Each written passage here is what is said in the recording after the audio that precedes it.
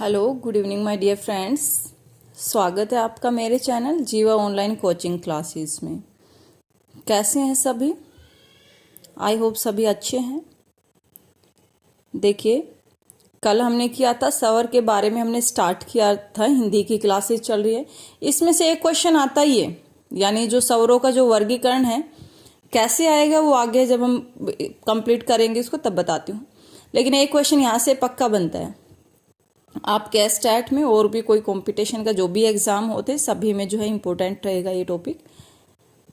तो देखिए, जो नए हैं मेरे चैनल पे, प्लीज़ मेरे चैनल को सब्सक्राइब करें, लाइक करें और अपने फ्रेंड्स फैमिली के साथ शेयर करें। तो देखिए, स्वर क्या होते हैं? जो किसकी सहायता से बोले जाते हैं? जिन वर्णों का उच्चारण करते समय हवा मुंहों के में बिना रुके बाहर आती है वो क्या कहलाती है? उन्हें स्वर कहा जाता है। इसके बाद स्वरों का वर्गीकरण हमने किया था मात्रा उच्चारण काल के आधार पर 3 तरह से। हर्ष स्वर क्या होता है, दीर्घ स्वर क्या होता है, प्लुत स्वर क्या होता है। हर्ष स्वर की संख्या 3 होती है, दीर्घ स्वर की संख्या 7 होती है। री किस में आता है, प्लुत स्वर में आता है। ये चीजें याद रखना। ये भी पूछ लिया जाता है दीर्घ की, जो दीर्घ होते हैं दीर्घ स्वर, उनकी संख्या कितनी होती है। नेक्स्ट है जीभ के प्रयोग के आधार पर। जीभ के प्रयोग के आधार पर स्वर कितने प्रकार के होते हैं? 3 प्रकार के। 3 कौन कौन से? सबसे पहले अग्र स्वर। अग्र स्वर जिन स्वरों में उच्चारण में जीभ का जो अग्र भाग है, आगे वाला भाग काम करता है, जीभ का जो आगे वाला जो पार्ट है ना वो काम करेगा तो अग्र स्वर कहलाएगा, क्योंकि हम जीभ के प्रयोग के आधार पर कर रहे हैं। तो इनकी संख्या कितनी है? 4। ई, बड़ी ई, ए, आई।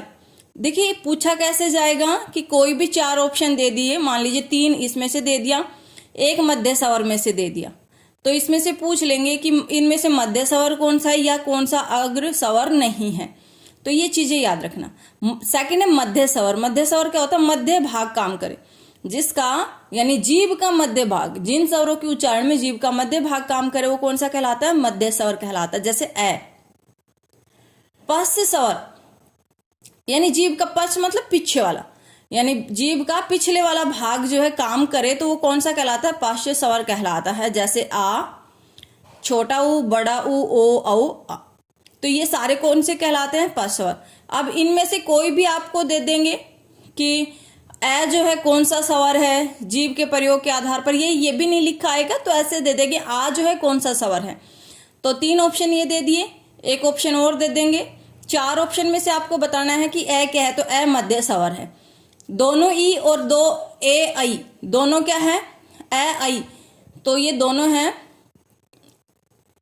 आपको ये सारे पॉइंट जो दिए हुए हैं, संख्या जैसे 4 होती है, मध्य स्वर की संख्या 1 होती है, पश्च स्वर की संख्या जो है 6 होती है।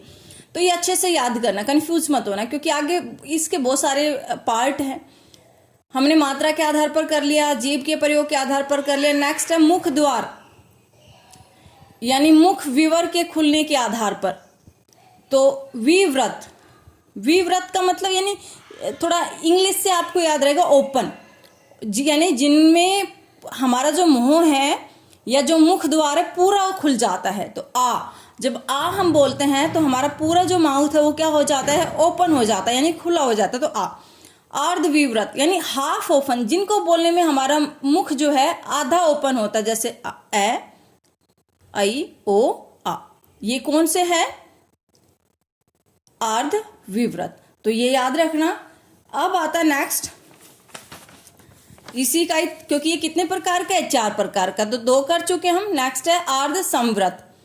अर्ध संवृत हाफ क्लोज, उसका मतलब तो क्या था?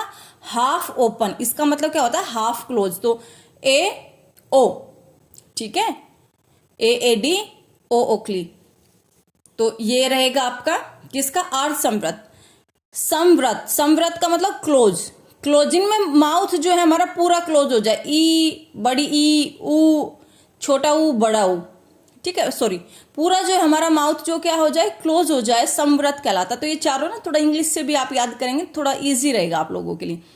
तो सेम वही कि आपको ई दे दिया, छोटी ई दे दिया, तो पूछ लिया ये कौन सा जो है स्वर है, तो ये क्या आएगा? ई, छोटी ई और बड़ी दोनों किसका है? संवृत का जो है भेद है, भाग है, एग्जाम्पल है, तो ये याद रखना। नेक्स्ट है होठों की आकृति के आधार पर। होठों की आकृति के आधार पर कितने प्रकार का होता है? 2 प्रकार का।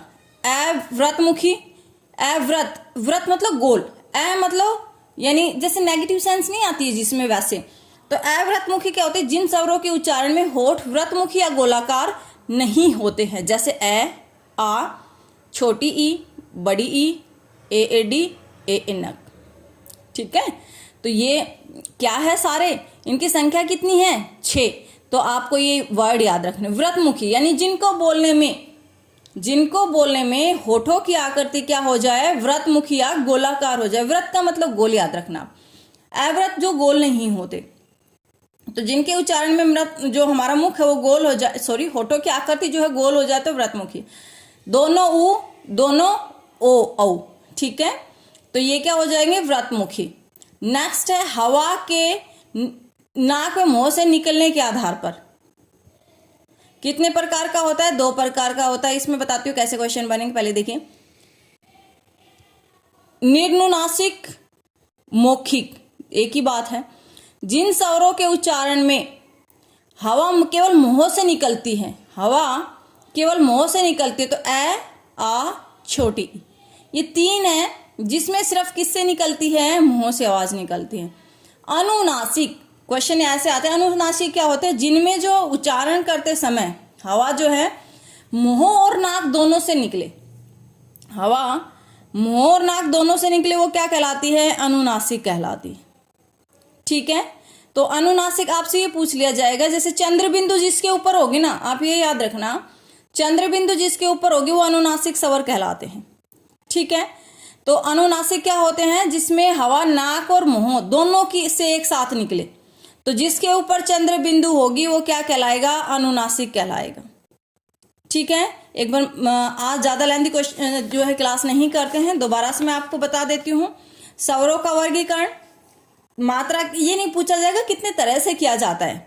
आपको कोई भी एक वर्ण दे दिया, जैसे आ दे दिया, तो आ क्या है? मात्रा के आधार पर पूछेगा, तो आ क्या है? दीर्घ स्वर।